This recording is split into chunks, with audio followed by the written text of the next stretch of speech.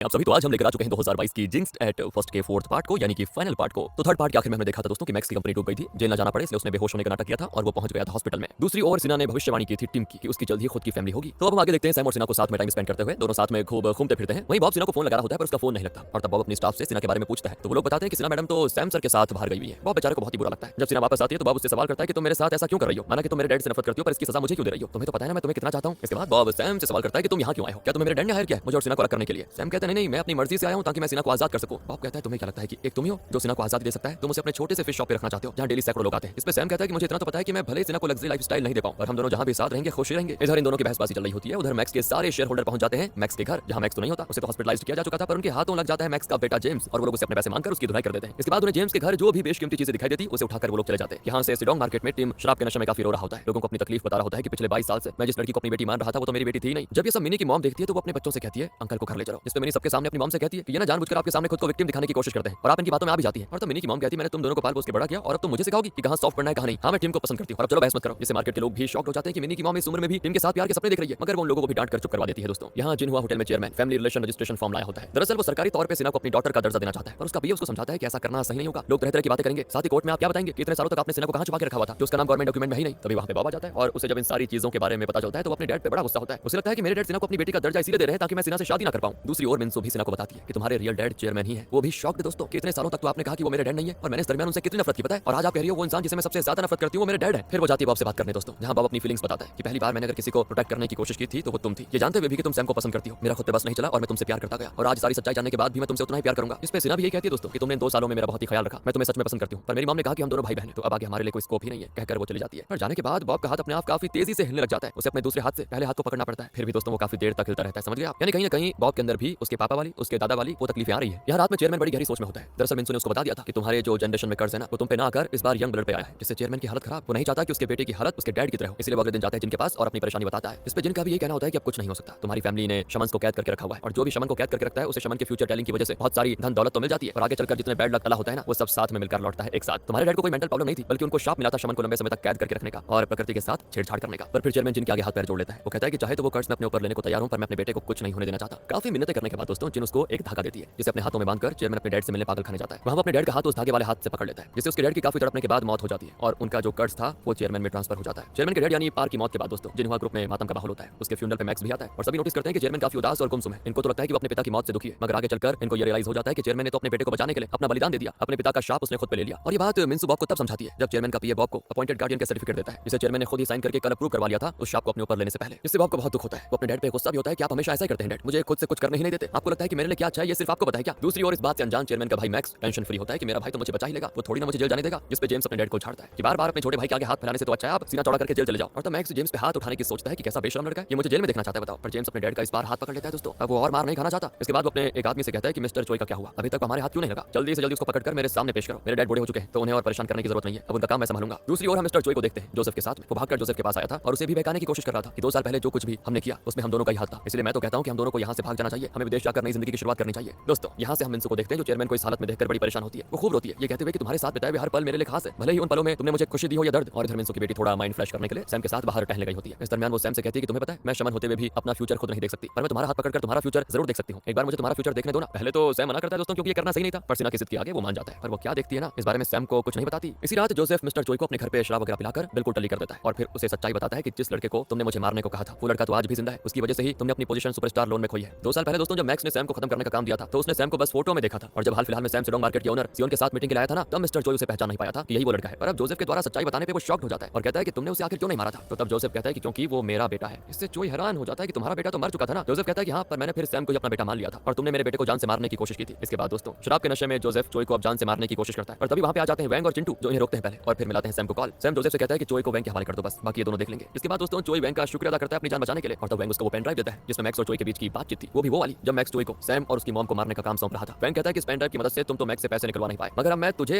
जिसके हवाले कर रहा हूं ना वो तुझे लेकर जाएगा मैक्स के बेटे जेम्स के पास, तुम मुझसे डील कर सकते हो। तभी दोस्तों जेम्स के आदमी आकर चोई को उठा ले जाते हैं। जहां जेम्स कुछ ऐसा कहता है जिससे चोई तो बिल्कुल हैरान, उसे लग रहा था कि अपने डैड को बचाने के लिए जेम्स उसे पैसे देकर वो पेन ड्राइव ले लेगा, मगर जेम्स तो कहता है कि तुम ये पेन ड्राइव के साथ पुलिस में सरेंडर कर दो, तुम कुछ साल जेल में रहोगे पर फिर मैं तुम्हारा बहुत ही अच्छा बंदोबस्त कर दूंगा। दरअसल दोस्तों जेम्स अपने डैड से परेशान हो चुका था और अब उनको जेल में डलवाना चाहता है वो, और अगले दिन पुलिस वाले वारंट के साथ आते हैं हॉस्पिटल में और मैक्स को अरेस्ट कर लेते हैं जो कि अभी तक हॉस्पिटल में मौज मस्ती से पेशेंट की एक्टिंग करते हुए दिन रात एंजॉय कर रहा था। और जाते जाते वो जेम्स से कह जाता है कि मिस्टर किम और अपने अंकल को कॉल करो। करो। पर दोस्तों उन लोगों को थोड़ी पता होता है कि मैक्स के बेटे ने ही उसे जेल में डलवाया और अब वो यूनसोंग ग्रुप का मालिक बन चुका है। इधर हम इंसू को देखते हैं जो लगभग ब्रेन डेड हो चुके चेयरमैन का काफी अच्छे से ख्याल रख रही है। तभी उसे बात करने के लिए सिना आती है और पूछती है, मॉम क्या मेरे द्वारा देखा गया फ्यूचर कभी गलत हो सकता है? क्या मैं अपना फ्यूचर बदल सकती हूँ? तो उसकी मॉम उसको समझाती है कि जब हम फ्यूचर बदलने की कोशिश करते हैं तो फ्यूचर भी अपने आप को सच साबित करने की कोशिश करता है। इसलिए चाहे हम जो भी चॉइसेस लें, आखिर में हमें अपने उस फ्यूचर में होने वाले बैड लक का जो सामना है वो करना ही पड़ता है। शुरू में वो चाहे हमें कम ही नुकसान पहुंचाता है, मगर हमारे उसे डिले करने से और भी ज्यादा खराब हो जाता है, जिससे दोस्तों सिना की आंखों में आंसू आ जाते हैं, क्योंकि उसने फ्यूचर में सैम की मौत देखी थी। और वो ये बात सैम को बताती तो नहीं, पर उसे हक करके रोती है और कहती है मुझे कभी दूर मत जाना छोड़कर। तब सैम उसे भी किस करके चुप करवा देता है। दूसरी ओर बॉब जेनी से मिलता है और उसके साथ अच्छे से पेश आता है। वो जेनी को बताता है कि मैं तुमसे शादी करना चाहता हूँ, मुझे देर लगी बात समझने में, मगर तुम ही मेरे लिए सही हो, अब हम शादी में और देर नहीं करेंगे। इसके लिए जेनी भी मान जाती है, क्योंकि जेनी की मॉम भी उस पर दबाव डाल रही थी जल्दी शादी करने का। जेनी भी बॉब को पसंद करती थी, पर अभी तक बात नहीं बन पाई, लेकिन अब बन रही है। इसके बाद बॉब जाता है अपने डैड के पास और कहता है, डैड मुझे आपके बलिदान की अहमियत समझ में आ गई, अब से सिना मेरी सिस्टर है और मैं मिनसो और सिना दोनों का ख्याल रखूंगा। इसके बाद दोस्तों सिना देखती है कि उसकी मॉम उसके बचपन के लेटर्स को निकाल के पढ़ रही है जो सिना ने अपने डैड के लिए लिखे हुए थे कि डैड आप कैसे दिखते हो, मुझे आपसे मिलना है, मैंने क्रिसमस पे सेंटा क्लॉज से आपको मांगा है पर उसने मेरी विश कभी पूरी नहीं की। ये देखकर सिना को हर्ट हुआ था दोस्तों, और वो हर चीज याद करती है जो चेयरमैन ने उसके लिए किया था, जो कि एक रियल डैड भी शायद नहीं कर पाता। उसने सिर्फ सिना को बाहर जाने की इजाजत नहीं दी, इसके अलावा उसने हर एक जरूरत को पूरा किया उसकी। अगले दिन होता है सिना का बर्थडे और वो अपनी बर्थडे की खुशी में जाती है सिडोंग मार्केट। वहाँ के लोग उसको देखकर बड़े खुश होते हैं। तो सिना टीम को बताती है कि मैक्स तो अंदर जा चुका है, इसलिए आपको अब कोई तंग नहीं करेगा, अब आप अपनी न्यू फैमिली के साथ खुश रहिए। फिर वो इसी मार्केट से खूब सारी शॉपिंग करके अपने घर आ जाती है, जहाँ फैमिली के सारे लोग मौजूद होते हैं। सिना भी अब सारी सच्चाई एक्सेप्ट करने की कोशिश में होती है, इसलिए वो अपने डैड को एक टाई गिफ्ट करती है। वो अपनी मॉम और ब्रदर के लिए भी कुछ ना कुछ लेकर आई होती है और इन सब के पैसे भरे होते हैं सैम ने दोस्तों। वहीं सिना ने भी जी खोलकर शॉपिंग करी है। इधर सब कुछ ठीक ठाक होता है और उधर मैक्स के घर पे पुलिस आ जाती है जेम्स को अरेस्ट करने के लिए, पर उसे इस बात की खबर लग गई थी और वो अपने सेक्रेटरी के साथ भाग गया था। उसके बाद उसे बड़ा गुस्सा आता है कि फंड फ्रॉड तो क्या मेरे डैड ने, और पुलिस अब मेरे पीछे क्यों पड़ी हुई है। तो सेक्रेटरी बताता है कि हमने उस पेन ड्राइव को सही से चेक नहीं किया था, शायद उसमें आपके कुछ गलत कारनामों की डिटेल्स भी होगी जिसकी वजह से पुलिस आपके पीछे पड़ी हुई है। तभी दोस्तों जेम्स को नोटिफिकेशन आता है फोन में कि बैंक अकाउंट फ्रीज हो गया है, जिससे वो चिढ़ जाता है कि मैंने तो कैश भी निकाल कर नहीं रखा। और तब उसका सेक्रेटरी कहता है कि कोई नहीं, मेरे पास कुछ कैश है, उससे हमारा गुजारा हो जाएगा। वहीं जेम्स अब सारे डॉट्स कनेक्ट करने की कोशिश करता है कि मैं इस दलदल में आकर फंसा कैसे, और उस दलदल में धकेलने वाली कोई और नहीं बल्कि सिना ही है। और यहाँ से जेम्स अब बदला लेने की सोचता है, जिसके लिए उसको सबसे पहले पागल खाने से निकालना होगा सिना की ओल्ड केयरटेकर को। दूसरी ओर शिडोंग मार्केट में सभी सिना को बुलाकर एक सरप्राइज पार्टी देते हैं, जिसमें सैम और बॉब दोनों नहीं होते, क्योंकि वो दोनों तो इस वक्त शेयर होल्डर्स मीटिंग में है, जहां सैम सारे शेयर होल्डर्स को बता रहा होता है कि किस तरह से चेयरमैन की तबियत खराब हो गई है और उन्होंने अपना अपॉइंटेड गार्डियन बना लिया है अपने ही बेटे बॉब को। अब सारे लोग अपना वोट दे रहे होते हैं कि क्या बॉब को नेक्स्ट चेयरमैन बनना चाहिए या फिर नहीं। तभी शेयर होल्डर्स के फोन पे आता है नोटिफिकेशन, जिसमें न्यूज होती है कि जिनहुआ ग्रुप ने 20 से भी ज्यादा सालों से विचेस को कैद करके रखा हुआ है, उनके स्पेशल पावर से ही ये लोग आज इस मुकाम पे पहुंचे हुए हैं। माना कि उनके पास स्पेशल पावर्स है, पर इसका ये मतलब नहीं कि उनके पास बेसिक ह्यूमन राइट्स नहीं होंगे, और कोई भी किसी को जानवरों की तरह इतने सालों तक कैद करके नहीं रख सकता। ये जानकर शेयर होल्डर्स के मन में कई सारे सवाल उठ जाते हैं। तो चेयरमैन का पीए ये मीटिंग यहीं पे रोक देता है। साथ ही दोस्तों सैम फौरन सिना को लेने के लिए चला जाता है, क्योंकि उसकी सिक्योरिटी को खतरा था। पर जैसे वो सिना को लेकर होटल जाता है ना, वहाँ पे ओल्ड केयरटेकर के साथ बहुत सारे मीडिया वाले मौजूद होते हैं, जो कि सिना से कई तरह के सवाल करने लगते हैं। और तब सिना उस ओल्ड केयरटेकर का हाथ पकड़कर उसे बस सॉरी कहती है, क्योंकि उसने पिछले 20 सालों से सच में दोस्तों उसका और उसकी मॉम का काफी अच्छे से ख्याल रखा था। इसके बाद वो अंदर चली जाती है। वहीं बॉब फैसला करता है कि मेरा सारा कुछ मीडिया के सामने मैं बता दूंगा। वो एक प्रेस कॉन्फ्रेंस रखवाता है अगले दिन, जहाँ मीडिया वाले उससे कई तरह के सवाल करते हैं, जिसमें बॉब बड़ी समझदारी के साथ जवाब देता है कि हाँ, मिस मिनसू मेरी सौतेली मां है और सिना मेरी प्यारी छोटी बहन। इन दोनों को मेरे फादर ने 20 सालों तक एक सुरक्षित जगह पे रखा। ये कोई शमन नहीं है, पर हाँ इनका योगदान जरूर है इस कंपनी को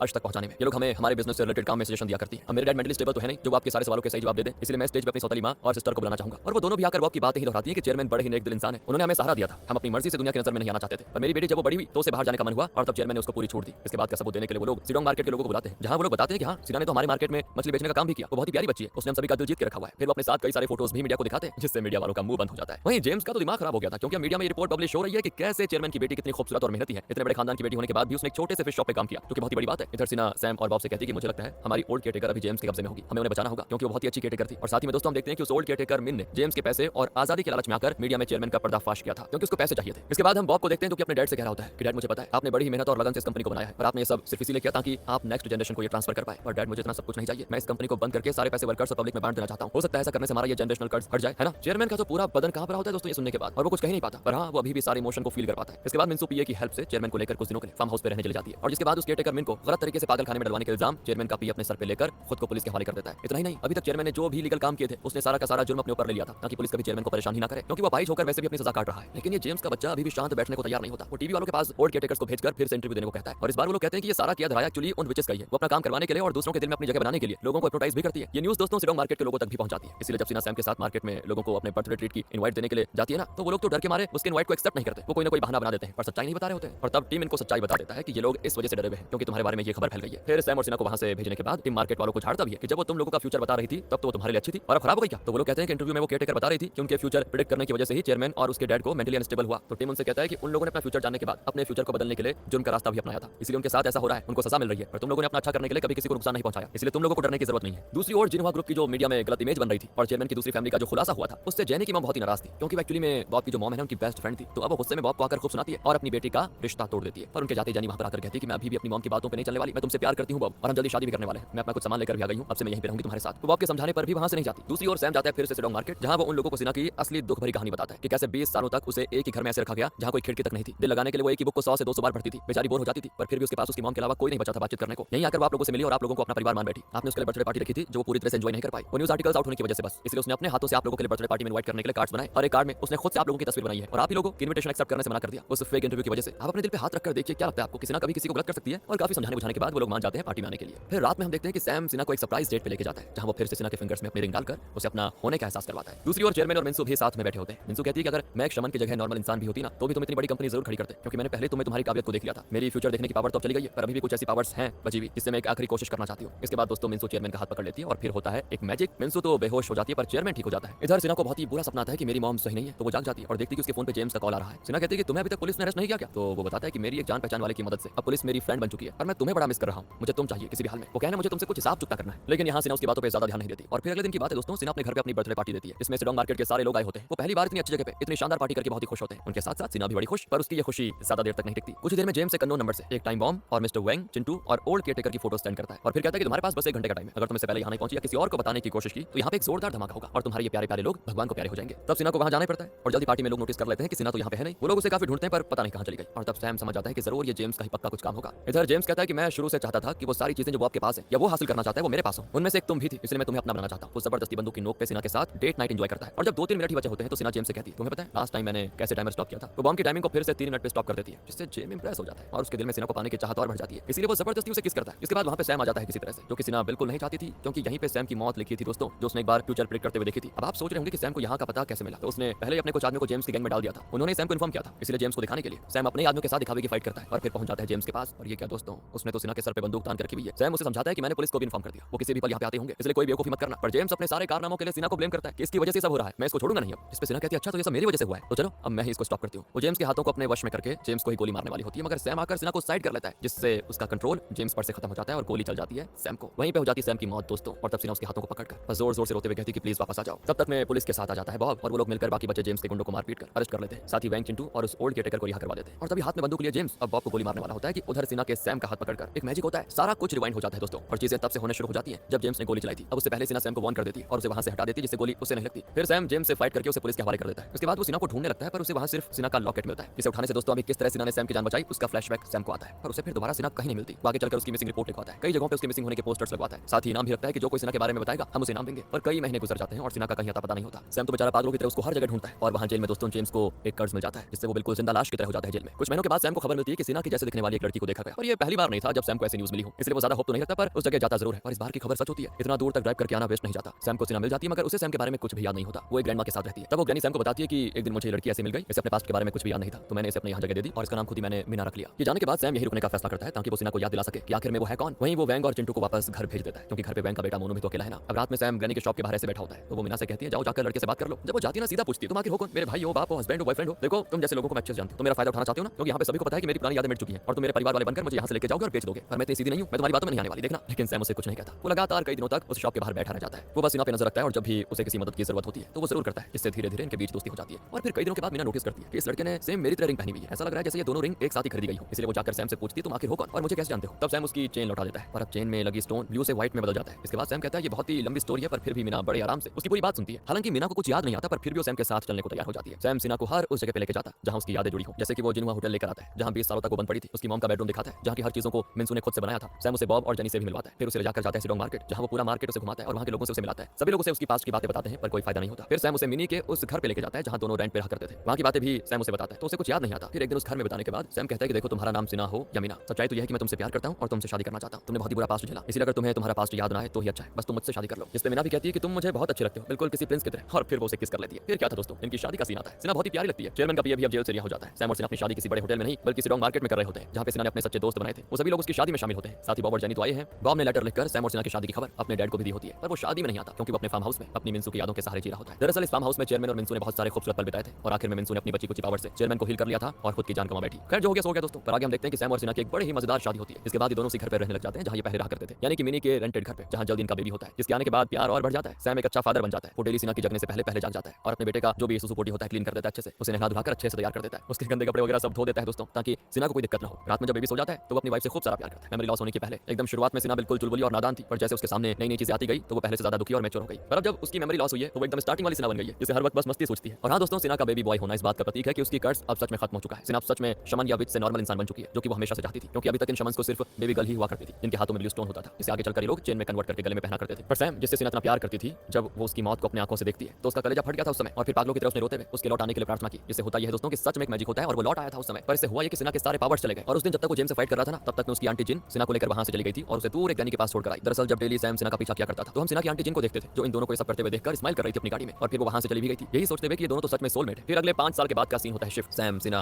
और अपने बेटे के साथ तीनों उसी चर्च में जाते हैं जहां वो अपनी मॉम के साथ जाया करता था, और एक बार सिना के साथ भी आया था पहले। खैर इनका बेटा दौड़ते दौड़ते आता है और फोन में फोटोज दिखाते हुए कहता है कि डैड देखो, मॉम ने आई लव यू ढूंढ निकाला। दरअसल दोस्तों इस चर्च के बगीचे में आई लव यू लिखा होता है, मगर एक पजल की तरह तीनों वर्ड अलग अलग जगहों पे लिखे होते हैं और ज्यादातर लोग उसे नोटिस नहीं कर पाते। पर सैम जब छोटा था तो उसने अपनी मॉम को ये ढूंढ कर दिखाया था, और जब उसके साथ सिना आई थी तो उसने भी इसको ढूंढ निकाला था। उसने तो अपने फोन में फोटोज भी क्लिक किए थे, और अब सिना ने फिर से एक बार बड़ी ही आसानी से उसे ढूंढ निकाला, जो कि ये दिखाता है कि शायद उसकी मेमोरी लौट आई है, क्योंकि अब सिना के फेस पे फिर से थोड़ी मैच्योरिटी आ गई है, जिससे सैम की आंखों में आंसू, और इस तरह एक दूसरे को प्यार से देखते हुए सी हैप्पी एंड